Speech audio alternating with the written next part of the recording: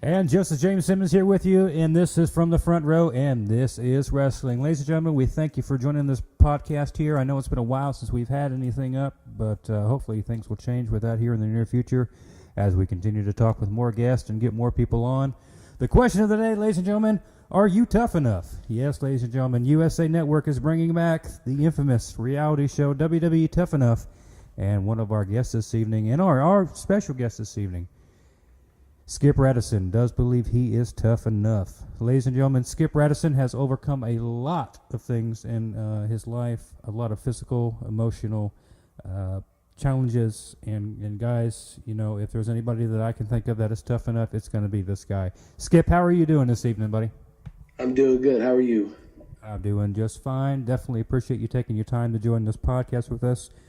Talking to you for the last couple of days, it seems like you're a very busy person, very involved in the organizations out there. You're basically wrestling almost every week, every weekend. So let me ask you, just like we ask every other guest, let's go ahead and get some origins for Skip Raddison, and tell us a little bit about what got wrestling into your blood, and where it came from, where it stemmed from, how it started for you. Well, it all started when I was younger. My mom and dad wasn't really too big into it and didn't really like the fact that I watched it and I liked it. But growing up, I came from a very less fortunate household where making ends meet was getting by, and we could, as long as we could do that, we were content. So we didn't have cable. Growing up, I would watch the Saturday morning shows and the Sunday morning shows right before church. In my household. The good thing about it was, though, I started watching ever since I was about 4 years old. Remember watching greats like Savage and Jake Roberts, Hulk Hogan, of course. Everybody watched Hulk Hogan. The good thing about it being a fan of wrestling is my uncle had lived directly next door to us. And growing up over the years, as I started to expand my horizon and try to get more involved with wrestling and watching it and wanting to see the pay-per-views and whatnot, he would actually he had cable, so anytime it would come on, cable television, he'd invite me over and my sister over, which my sister usually declined, but sometimes she would go just because she wanted that little time away, I guess you could say, from the parents. So he would invite me and her over, and I'd go over there and I'd watch, the cable TV shows of wrestling that I couldn't watch at home. And he was a big fan of buying the pay-per-views. So almost every pay-per-view, he actually called me up and told me, hey, I'm getting the pay-per-view Sunday. You should come over. And I'd be like, oh, okay. So it was my uncle, Bob, his name was, he was a big influence on me getting into this business. I mean, my parents, like I said, they didn't shun me on it, but they didn't really like it at first. The origin, man, came when I was about 4 years old and started watching on a regular basis. Now, was it just watching those guys and wrestling in general, or was it that one character? I mean, you mentioned guys like Savage and Hogan. Was there that one character that really kind of grasped, going beyond the concept of just, I really like watching this. This is really cool stuff, to, wow, I want to be like that guy? Well, it was a mixture of a lot of people, but if there's that one person, that absolute one person I can actually single out that really caught my attention, it was probably Jake the Snake Roberts. He actually... there was just something about him that was real. I mean, and he never had the greatest body, and his wrestling ability was pretty mediocre. It wasn't like excel. It wasn't like above, and beyond. But the way he talked to you, it just seems like he just he just went through that TV and captivated you and just grabbed you and just pulled you in and just made you believe what he was saying was 100% real and what he was going to do was just the same. I've always been a big fan of his. Also, another person that was a big influence was probably Macho Man Randy Savage. I was a big fan of his style and his clothing, his bright colors. I always liked the way. I mean, don't get me wrong. I always liked him as far as in ring and way he could talk as well too. But his style was the main thing that stuck out with me and him. And I've always been a big fan of both of those guys. Well, Skip, here's a big similarity between the two of us here because I've always been myself, Jake the Snake Roberts fan. And, I concur with you 100%. Is that what he did lack in ring ability made up for the way his persona was? It made up for the way he was on the mic. It made up for just...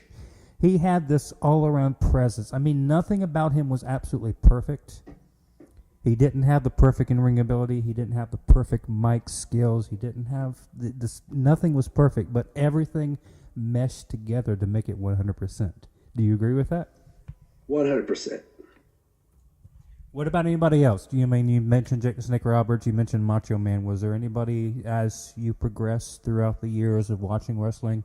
As WCW started to become more involved and becoming competition for WWE.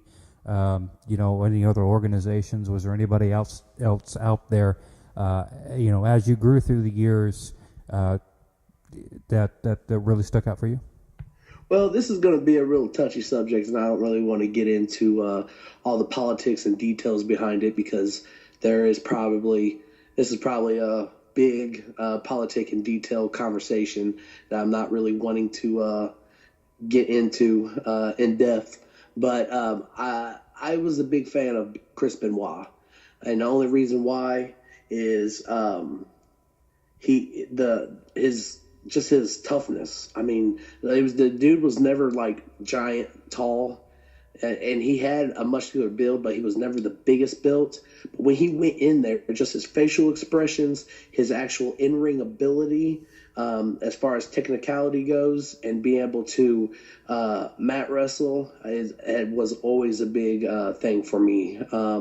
I just, with like I said, with the controversy at hand at that, everybody has their opinions about certain things. I really don't want to get in a heated battle with anybody about it, or not really emphasize too much about it on my opinion. But back to the question at hand, yeah, I mean, he was somebody as well too. I would have to say probably Edge was Christian, Bret Hart.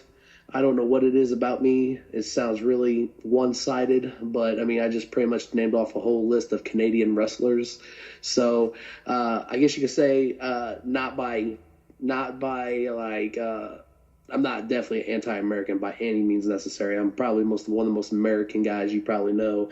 But it just seems like they all have that little bit of, all the guys I just named off have that little bit of extra trailblazing ways that a lot of people didn't have in the business as time had progressed. Well, absolutely, Skip. And again, the guys you named off, all those, Benoit, Jericho, people like that, all the people of the origins that come from Canada, they all seem to be superstars, and they all seem to have that aspect. I don't know what it is about them, but all of them have that it. Do you think it has anything to do maybe with the Hart family? Do you think it's just something, a little bit of some kind of secret maybe the Canadians know that we don't know about the wrestling industry? I mean, give me some insight when you mention that, because that's a very good point. Well, they always say, don't drink the water. There's something in the water. Apparently, none of those people got the memo, and they decided to go against what other people said, and they drank the water, and it's probably a good reasoning behind on their success. I don't know what it is. They just all, I'm not taking anything away from anybody, but there's just something about, maybe it's just their origins, like you said, it's the Hart, mentality or something. I don't know, but they all brought it. And I'm not saying anybody else didn't, but there's just something special about all those people I named off that just kind of really stuck out a little more than everybody else. And from the front row, this is Wrestling, ladies and gentlemen. Joseph James Simmons here with you, along with Skip Raddison, a WWE Tough Enough competitor entry. This year's Tough Enough. Hopefully he'll be able to make the cut. Hopefully WWE will like what they see. But when we come back, ladies and gentlemen, we're going to talk some more WWE. We're going to talk some WrestleMania 31. See if Skip had a chance to be able to see that showdown between Sting and Triple H, and Bray Wyatt and The Undertaker, and some Extreme Rules, plus upcoming pay-per-views. Stick around, guys. We'll be right back. Hi, I'm Rick Drayson. Welcome to my amazing life. It's been a great life, and it's truly, truly amazing to me, and I've accomplished everything I've set out. But I'm not done yet. I got a few good years left. So I hope you'll take the time to visit my site, click on the links, look at the articles, look at the photos, look at the videos. There's a lot of history there. You'll enjoy yourself. You may not be able to do it all in one visit, but you'll come back. And then when you do come back, I'll be sitting here waiting. Thanks again for coming. And from the front row, this is wrestling. Guys, we definitely appreciate you being a part of this podcast tonight, and we definitely appreciate you being a part of these podcasts each and every week. I know that the wrestlers and the guests that we have on these shows appreciate it. I hope that you guys will go out and support them, support their fan pages, support their social media pages, support their websites. This is J.D. Tharp here with you, as well as the one, the only, the Nature Boy. Adam Helms here with you also, where we love every single minute of what we do. Joe, do you have fun when we do these podcasts? Bubba, I love every single minute, every single second, every single hour, and every single guest, Bubba. I love every opportunity I have a chance to talk with some of these wrestlers that we have in these podcasts. Future upcoming stars, legends, doesn't matter who they are. If it's about wrestling, I love to speak with them. How about you, Bubba? Man, I am the same way, but you know what, Joe? The only way we can make this possible is if our viewers will go to Facebook. Tell them how they can get a hold of us. Well, Adam, Facebook.com From the Front Row is the best place, the official place for From the Front Row Wrestling Podcast. Leave your questions, your comments. If you have suggestions for wrestlers or guests that we need to have on the show, please definitely message us or leave them in the comment box below. But, Adam, man, we got an official Facebook page. What do you think about that? Man, that is a great way to get your stuff out there. You know, we push a little bit of the future and the present of wrestling. But you know what? We always have our dream interviews. Why don't you put down there who you would like to see? Comment. Let us know who you would like to see. Hey, Joe, who would you like to hear? Well, let me tell you something, brother. What you gonna do when the four horsemen of podcasting run wild on you? And for sure, dude, man, definitely the Hulkster. And I would love to have, the guy. To be the man, you got to beat the man. The Nature Boy, Ric Flair. Sorry, ladies and gentlemen, probably the worst imitations of wrestlers you've ever heard in your life. That's okay. That's why Mama said I had a face for radio. But how about you, Adam Helms? Who do you dream to have a podcast episode with? Well, you can. You got Flair, you got Hogan, you got to have the hot rod, Roddy Piper, and you know what? You're going to have Piper, you got to have Superfly, Jimmy Snuka. But you know what? We know what we want to do. Now we want to hear what y'all want to do. So come on over to Facebook, From the Front Row. This is wrestling. Tell us who you would like to see. And one more time, Joe, give them that website. Adam, that is From the Front Row. You can check us out on Facebook.com/From the Front Row. Check out information about our past guest, our present guest, and our upcoming future guest. Stay tuned, ladies and gentlemen. This is From the Front Row. This is wrestling. More coming at you right now. And from the front row, this is wrestling. Joseph James Simmons here with you, along with Skip Raddison. Guys, we definitely appreciate you once again joining us on this podcast each and every week as we try to make more and more podcasts happen. Hopefully you guys will be more engaged. Remember, guys, check us out at From the Front Row at Facebook.com. That's Facebook.com/From the Front Row. Also, check out one of our sponsor guys at Facebook.com/WWE and TNA Wrestling Fans. But, Skip, let's get more involved with what's going on with you, buddy. Give me some insight in Skip Raddison's opinion. I mean, what was the era for you? Was it the golden era? Was it the attitude era? Is it this era? What generation of wrestling kind of really stands out to you more than any other when you actually think about the history of wrestling? Well, it's not really a hard answer. Pretty much like the golden era caught my attention. and then it went from there to the Attitude Era kind of overtaking it. So the Attitude Era really stood out and really grasped me in and pulled me in. However, I was never a really big fan of WCW, which is really odd being I'm an independent worker. I actually, when I was younger, once I started progressing in life as far as my family becoming a little bit more financially possible, we actually did end up getting cable television. I used to watch Monday Night Raw at home. And the thing is, I watched WCW a few times, and I was like, man, I just can't really get into this. But then there's one person in particular, kind of two, but one more in particular than the other, that really caught my attention on WCW, and that was Diamond Dallas Page. So a buddy of mine, he was the quite opposite. He didn't really like WWE/F. So whenever Stone Cold Steve Austin was on TV, he would watch it. So we would actually be phone tagging each other of an evening on a Monday night. I'd call him and tell him when Stone Cold was on WWE, and he would switch over, and he would do the same for me when Diamond Dallas Page was on WCW. So I guess the answer to your question would have to be the Attitude Era. I mean, really, the Golden Era is what really caught my attention and brought me to life on that something like that existed. But once I got my attention caught, the Attitude Era reeled me in. Now, was there one in particular person besides Stone Cold that really caught the Attitude Era, or was it just a general aspect of what the Attitude Era stood for that really captured you, as opposed to when you were watching WWF and not WCW? I think it was. I think what really took me, it was a mixture of everybody, really. I mean, he really stuck out like a sore thumb, but I think it was a mixture of everybody and everything. It was very unexpected. You didn't know what to expect next. I mean, you knew Stone Cold was going to have something involved with Vince, or Vince was going to have something involved with him. And the next thing you know, here comes the artist formerly known as Goldust. And you're like, whoa, that was a big U-turn from, what we just seen, and then next thing you know, a minute later, you see Sable beating the crap out of Mark Marrow. And it's like, what the heck?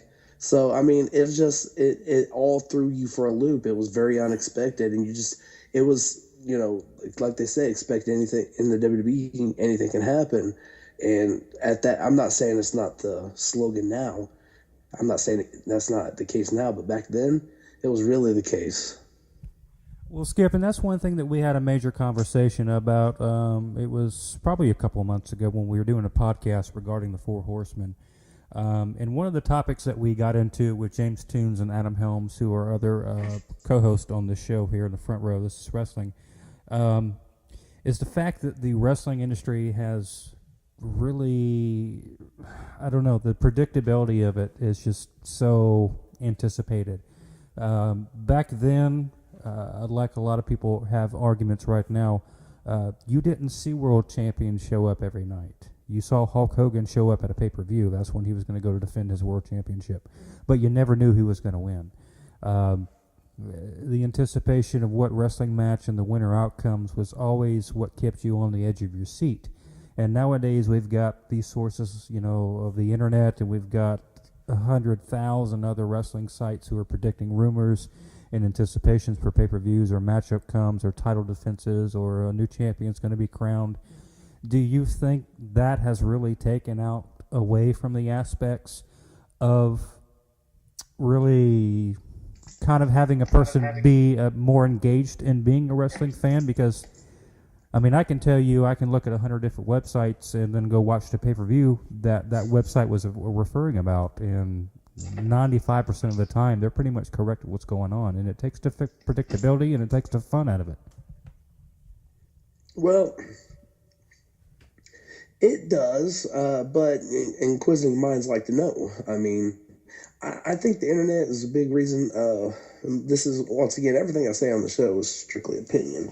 I mean, I've been doing this for going on 15 years, actually a little over 15. So I just think that the internet was a big I would say reason of why the predictability is out there, because that, and obviously a few little leaks here and there from people that's there.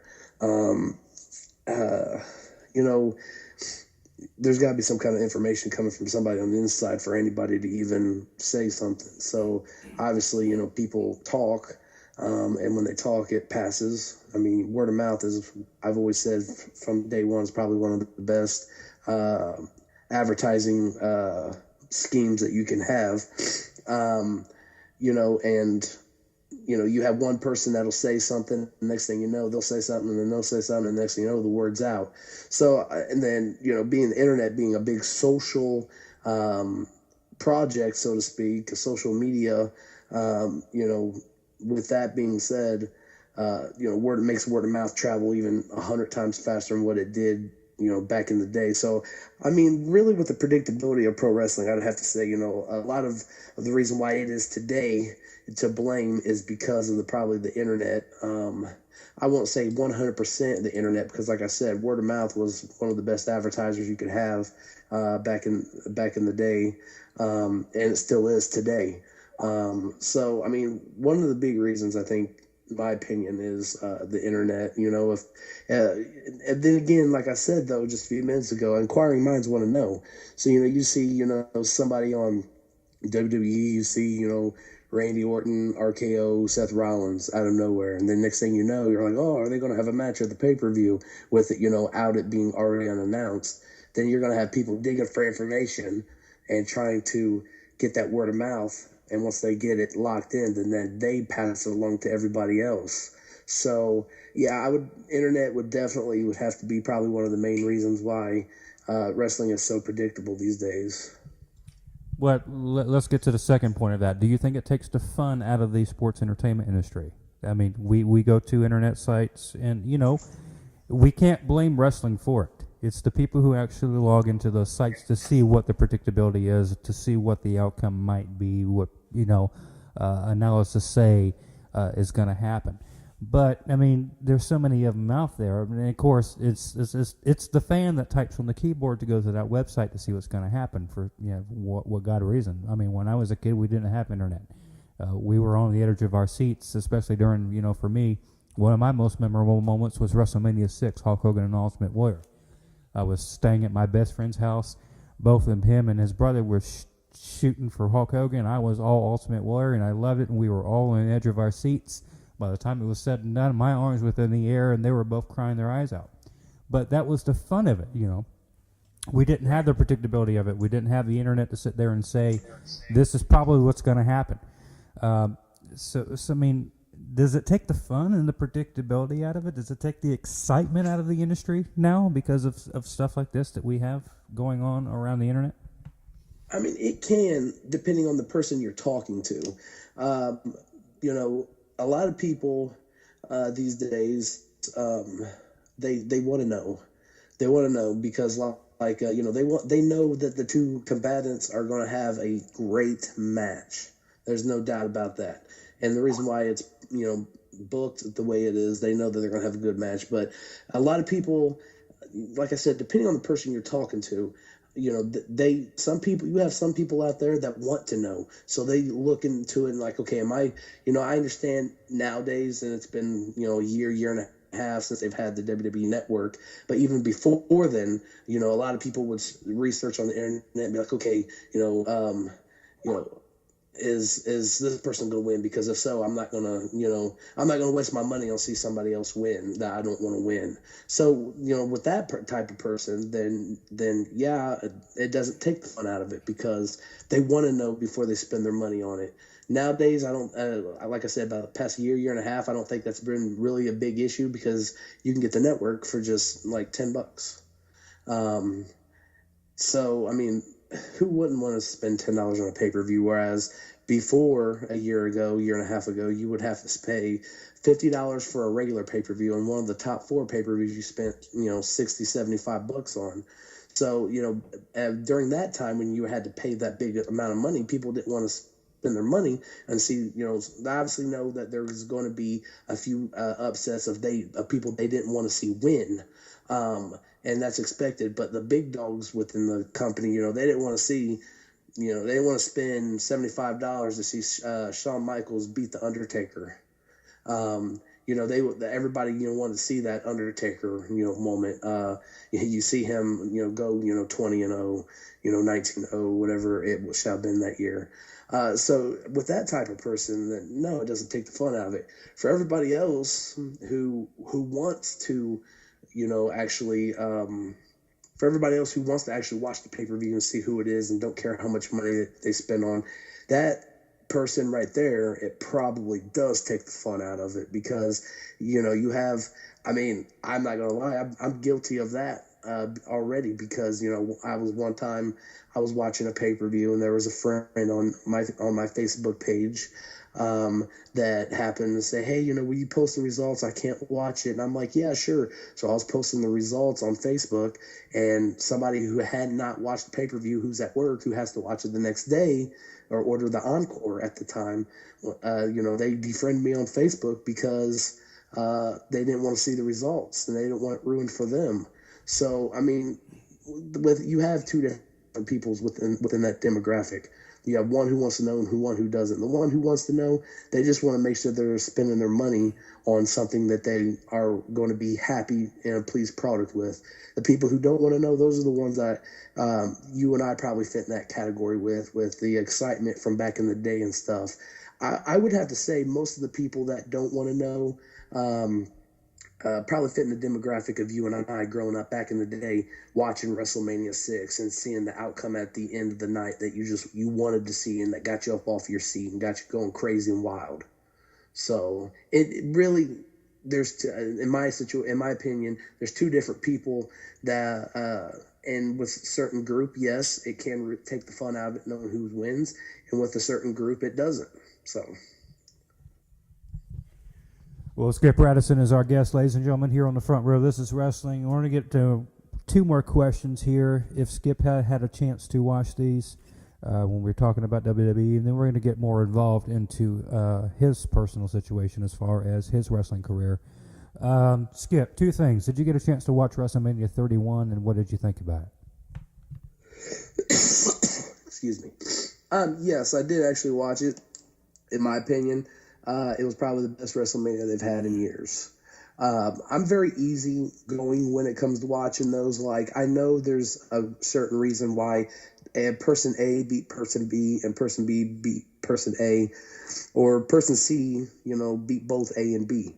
There's a reason for all that. And I would have to say that, WWE has a pretty good reasoning on why they do what they do.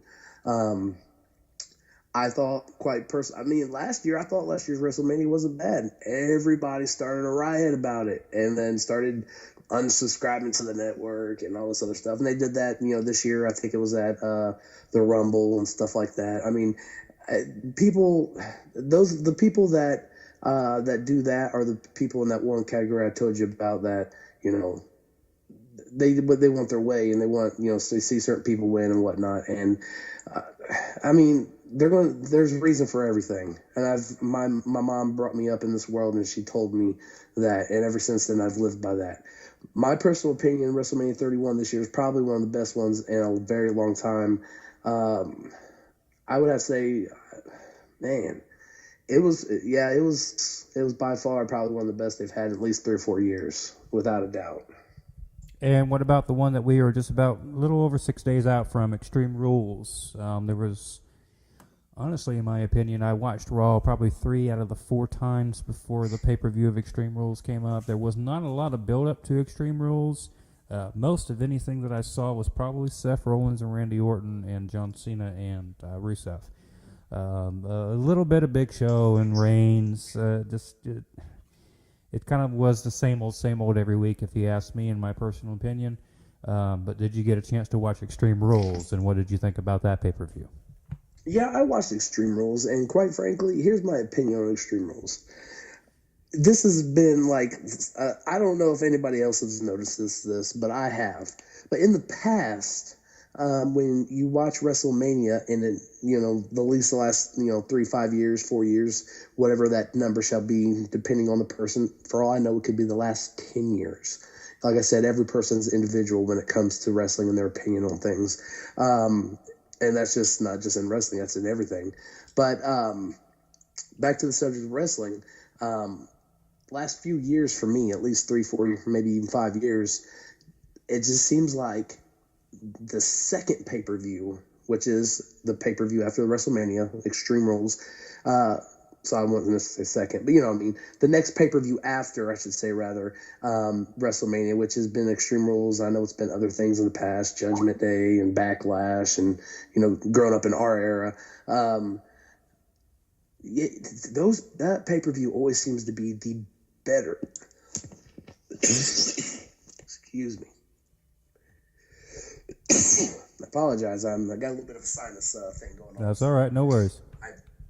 That pay-per-view has always seemed to be the better pay-per-view of the two. It just seems like whenever WrestleMania, the balls drop there, it just seems like they always pick it back up with Extreme Rules. For instance, the year that Punk won the belt from Cena and left town with it, that was the better pay-per-view. Like I said, to me, the last 3 to 4 years, maybe 5, and like I said, it depends on the person. The pay-per-view after WrestleMania always comes off to be the better one. But I thought this year it was actually probably one of the worst so far that we've had. It just seemed like, I agree with you 100%. It seemed really bland, and it just didn't seem like there was a lot of intense build-up. I mean, you had build-up, don't get me wrong, but it just didn't seem like it was enough to push what they had going. The Randy Orton Seth Rollins thing, I think it was pretty good. Everything else just seemed a little off to me. And it did seem off, and that's what I thought too. And watching, like I said, I watched 3 of the 4 Raws before the next pay-per-view of Extreme Rules came out. I wasn't thoroughly excited. I didn't even really remember the fact that Extreme Rules was on last Sunday to when I did. It was already halfway over, and really I didn't care because I wasn't all that excited to watch anyway, but I just wanted to tune in and see what was going on, who was going to win some matches. But, and I agree with you too. I mean, usually the first 2 or 3 pay-per-views after WrestleMania are usually better than the damn WrestleMania itself, which is kind of sad, because they call it the biggest show of the year. It's the showcase of it's what they do. It's the Super Bowl of sports entertainment. I felt that, I don't know. It was very strange for me. It's kind of went to again, I agree with you. WrestleMania 31 was probably one of the best WrestleManias they had in years, and I wish they could kind of carry that momentum into the next pay-per-views that they had after that, but it just didn't seem to happen. And from the front row, this is Wrestling, ladies and gentlemen. Joseph James Simmons here with you, along with Skip Raddison as our special guest this evening. Skip Raddison has a entry video into WWE Tough Enough, and hopefully we feel that the WWE will feel that he is tough enough to compete in the Tough Enough Challenge coming up here on the USA Network. Guys, when we come back, we're going to talk some more Skip Raddison. We're going to talk some more wrestling, some more WWE, some more TNA. Guys, remember, you know where to find us. Look us up, facebook.com/From the Front Row. This is Wrestling. Joseph James Simmons here with you, along with Skip Raddison. We're going to be right back after this quick commercial break. You guys stick around. From the front row, this is Wrestling. The excellence of execution, the Black Heart, and now Natalya. The whole Hart family is in the WWE, but one's missing, Mike Hart. Hop on the Facebook and why don't you vote and get Mike Hart into the WWE. Go like Mike Hart for the WWE. Hey y'all, man, thanks for listening. I'm sitting back here and I am enjoying every single thing that we are talking about tonight. But while you can hear some of the great images, why don't you jump over to AH Photography, where I can take your best memories, I can take the best sporting events, and I can edit some of those old pictures that you found. So come on over to AH Photography. This is Adam, and you are listening from the front row. This is Wrestling. And from the front row, this is Wrestling. Joseph Jameson here with you, along with Skip Raddison. Guys, once again, as I always say when we come back from a commercial break, we definitely appreciate you guys being a part of these podcasts each and every week as we continue to try to bring you more and exciting guests on From the Front Row. This is Wrestling. Skip Raddison is our guest this evening. Skip, when we talked some WWE, man, we talked some WrestleMania 31, we talked about some of your influences, we talked about a lot of things involving the world of wrestling, but let's start talking a little bit about Skip Raddison. David Lopez Jr. was one of the guys who was supposed to be on the show with us this evening. Unfortunately, he has some technical difficulties and wasn't able to make it, but he did have 2 questions for you that we have not iterated yet.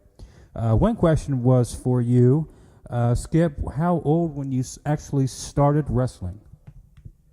When I first started wrestling, I was 16. I was working at a snack bar at a local bowling alley.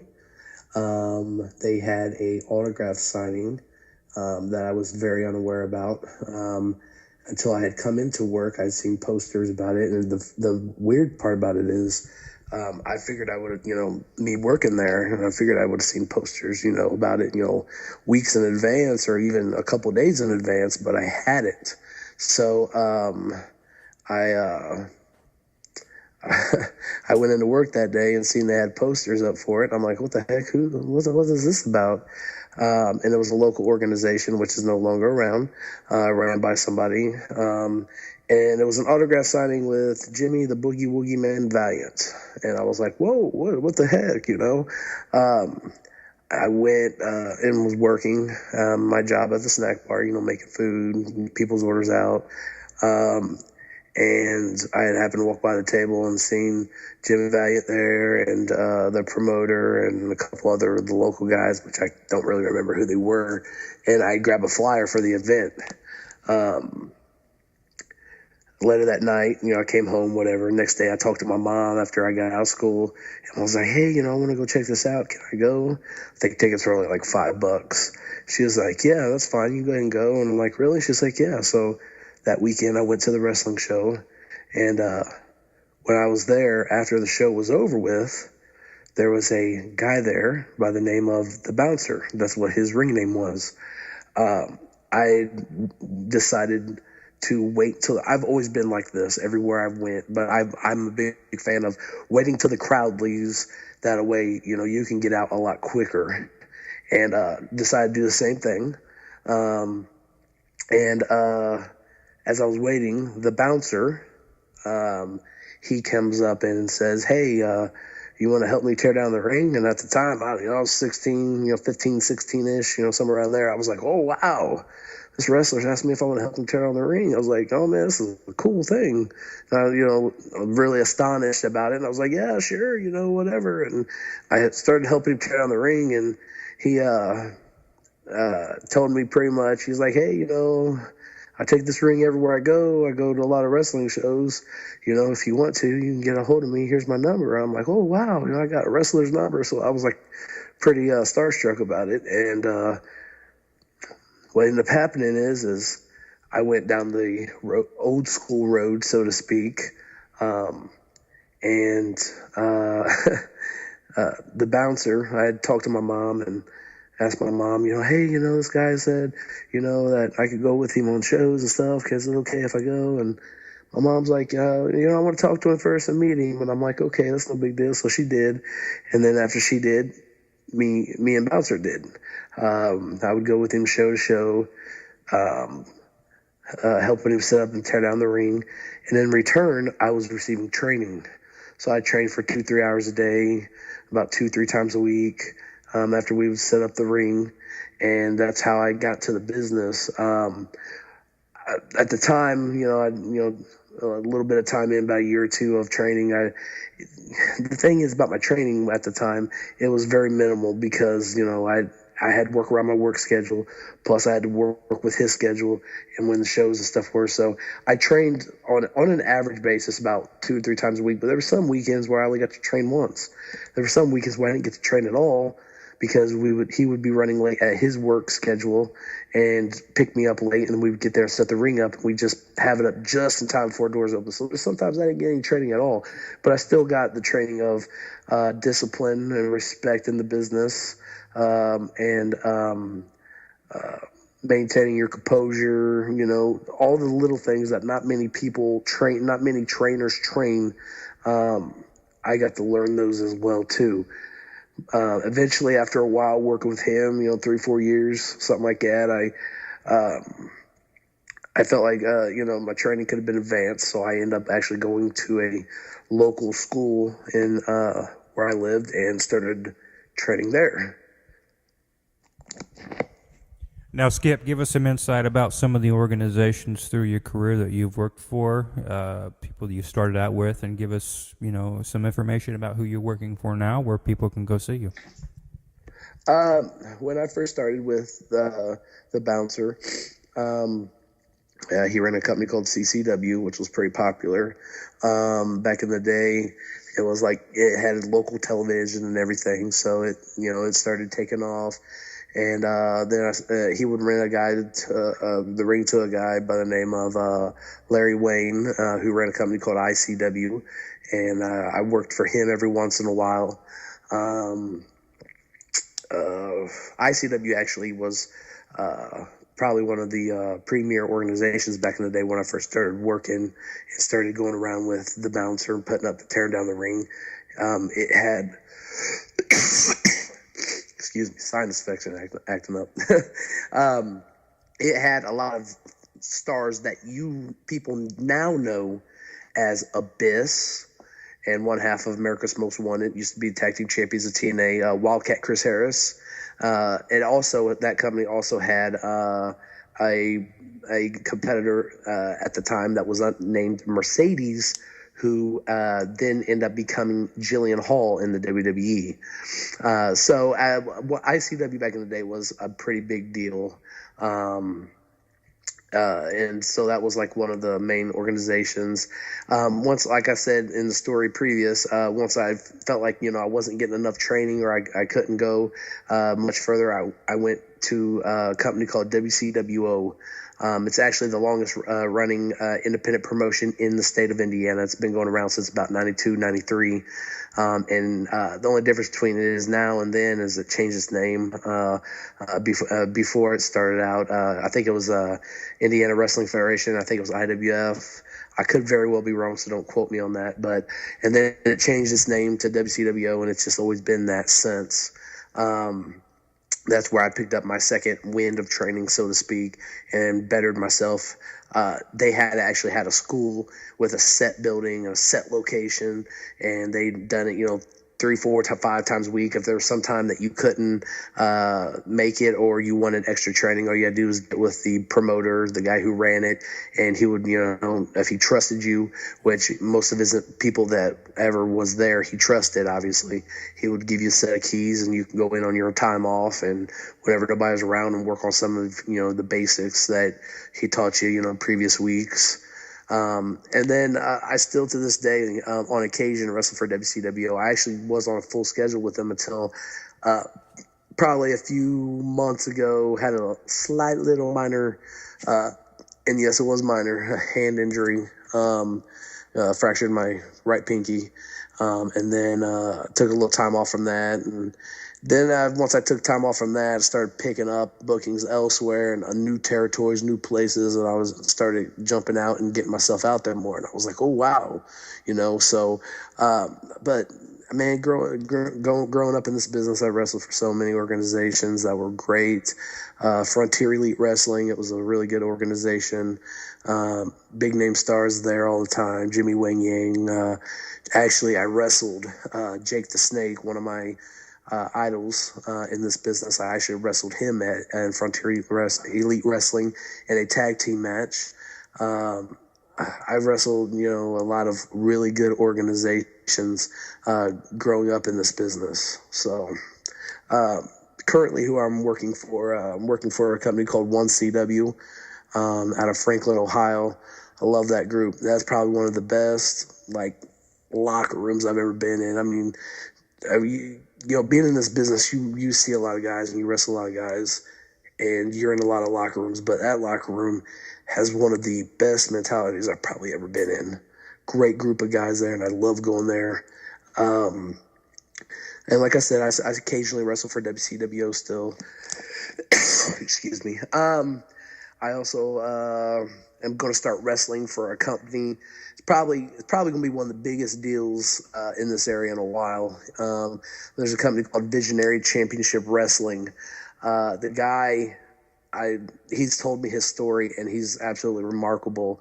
You don't hear a lot about a lot of success stories like this, which it ain't quite yet a success story, but I mean, I guess I've messed my wording up. You don't hear a lot of guys who are really dedicated like this, but Visionary Championship Wrestling, the guy over the last 3-4 years, 2 years, whatever the time frame was, has actually been researching pro wrestling, promoters, organizations, wrestlers, and getting his facts down. He been investing money in his own belts, his own ring, a venue, a set roster of guys, going the whole 9 yards. He's probably invested in the last few years about $14,000, and has not even had a show yet. He just wants everything done right. He's being very picky and in particular about things. He wants things done right. That way there's no complaining, no ifs, ands, or buts about it. He wants things ran smooth, whereas, a lot of organizations, which all the ones I've named off on this it doesn't include those, because, I like to associate myself with really good wrestling organizations. But he actually, he don't like to, he wants it all done properly. He's invested all his money and time into it. And like I said, the dude's invested $14,000 already approximately and hasn't even had one show yet. And his very first show is actually getting ready to be on 7/10/2015. So coming up in the next couple of months, I believe it was the 10th, either the 10th or the 12th. But anyways, you can check them up online, Visionary Championship Wrestling. They're on Facebook. But he's got a 6-sided ring. I've been in business 15 years. I've never been in a 6-sided ring, so that ought to be fun. It'd be kind of like applying wrestling psychology that I have now and I've gained over the years and kind of reapplying it to something new. So that ought to be fun. But kudos goes off to the guy who runs that promotion. I'm excited to be a part of it. As a matter of fact, tomorrow I'm going to go out to his place. He's wanting to do me up in an interview. He's wanting to build me as an underdog, based off all the triumphs and bad times I've had in the past 2 to 3 years in my life. And he wants me to be that underdog that everybody can relate to. So I got to go out there and do a promo. It's more like an interview. And he wants to build that up online before he even has his first show. And try to get a lot of people who can relate. The dude has his I's dotted and T's crossed. He knows what he's doing. And a lot of, like I said, back what I was saying earlier, not none of the promotions I mentioned today, but there's a lot of promotions, man, that will just like, oh, that's a building. Okay. Oh, you got a ring? All right, we'll throw that in there. Oh, give me all these wrestlers. And they'll just throw something together. And that's not how it should be. This guy's actually taking his time and studying it and learning it. And in the meantime, maintaining a, 9 to 5, so to speak, and paying bills and living life like everybody else. So I'm actually really excited to be a part of that. It's going to be probably one of the biggest things in the Midwest once it takes off. Well, Skip Raddison is our guest this evening, ladies and gentlemen, on From the Front Row. This is Wrestling. Joseph James Simmons here with you. Guys, this is going to pretty much conclude our part 1 of a 2-part interview here with Skip. Guys, you do not want to miss part 2. Ladies and gentlemen, we're going to get basically into Skip's triumphs, his physical triumphs as he's succeeded in, a lot of stuff that he's overcome. Guys, you do not want to miss this. We want to give a special shout out and a special thanks to David Lopez Jr. for setting up this interview. And next time when we do have Skip on, David Lopez will be joining us. That way he can be a part of this interview, as he definitely deserves it. Skip, we want to thank you for being a part of the show this evening. We cannot wait. Hopefully here in the next couple of days we can go ahead and complete this one of two-part series. Give a shout out to the fans right now. Let them know where they can find you on social media, Facebook, Twitter, websites.